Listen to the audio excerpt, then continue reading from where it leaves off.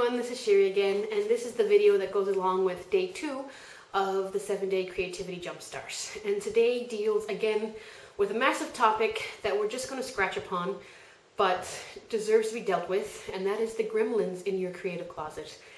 And these guys are nasty, and the joys and the horrors of the internet means that you can find someone out there who's willing to viciously jump on with your gremlins and, if not agree with everything, maybe even take it even further. So I think this is essential for us to look at and deal with, especially in this day and age. Like I said, bad enough that your own self is beating yourself up, but you can always find people on the internet who are only too happy to do it with you. But today's video is actually going to be relatively short because I feel that there's a video out there that does this topic way more justice, and I don't believe in sending people off to waste their productive time chasing internet videos, but this is one that I feel like every creative should watch. And this is the talk that Brene Brown did for 99U on the backlash against her TED Talk on vulnerability. And I just thought she does such a fantastic job, and she deals with these issues in a way that I hopefully one day can. But this is, again, when you know there's something way better out there and I can point you in that direction, I'm only too happy to do it. So today is a short video. I would highly recommend you go now watch the Brene Brown video first and then work through the questions on these gremlins in your closet that are telling you why you shouldn't create, why you're not good enough, or any of these things. One thing I do want you to do though,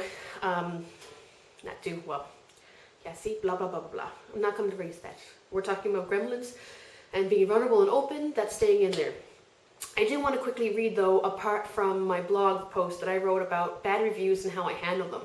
Because for me, my gremlin was that I love to read. I love writers. For me, the opportunity to meet Neil Gaiman put me into a tizzy that I can't think of a single actor out there that would even come close. Not that I wouldn't mind meeting some of these. I mean, Hugh Jackman, hello.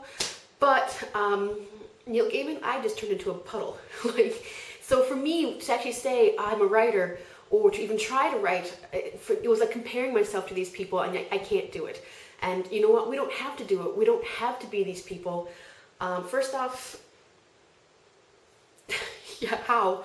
But that's not to say each time we can't get better and we don't do better, and that, who knows, maybe you are that person who is going to be just as good or better than Neil Gaiman.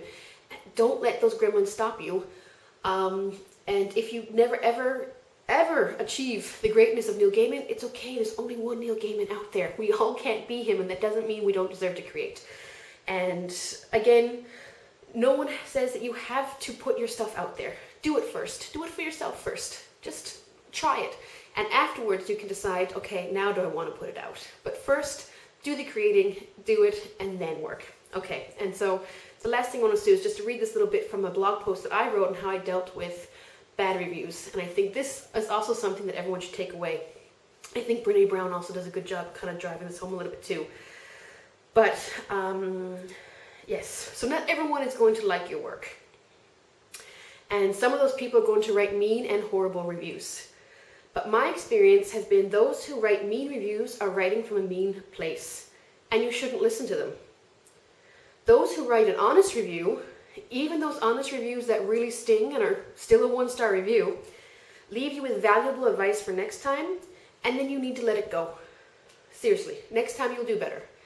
And I always tell people when they're reading the reviews, I only read them every 4 or 5 months, and then I try to take advice from them and move on. I don't believe in obsessing over your reviews because it's not healthy. It's just going to hurt you. But if you can take some valuable advice from it, why not? So, and it's always better to learn to continue with your path and do that which makes you happy than to let others derail you. Because those people move on and do not think about you anymore. And you are the one left changing your life for fear of what someone said once and forgot about. Even if on the internet it stays there and they remember it, no one else does. So even when I think about a book I don't like, I very rarely leave a bad review. I mean, it's got to be a pretty bad book for me to leave a bad review.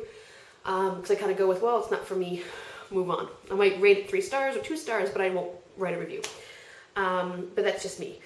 But I couldn't tell you the bad books in the last year I've read because I don't think about it anymore. I mean, for the author, of course, it's your life and it's important to you. But to the people who are reviewing it, they're not sitting around pointing at you going, ha ha ha ha ha. And if they are, they've got bigger issues than you do who actually got the book out. In fact, a lot of people are often enraged going, I could have wrote a better book, but you didn't. So remember that when you try to think about these gremlins in your closet. First off, go with I'm just creating. Second off, go with like what Brene Brown says, which is if you're not out there in the arena contending with everyone else, I don't want to hear from you. Otherwise, unless it's constructive, why should I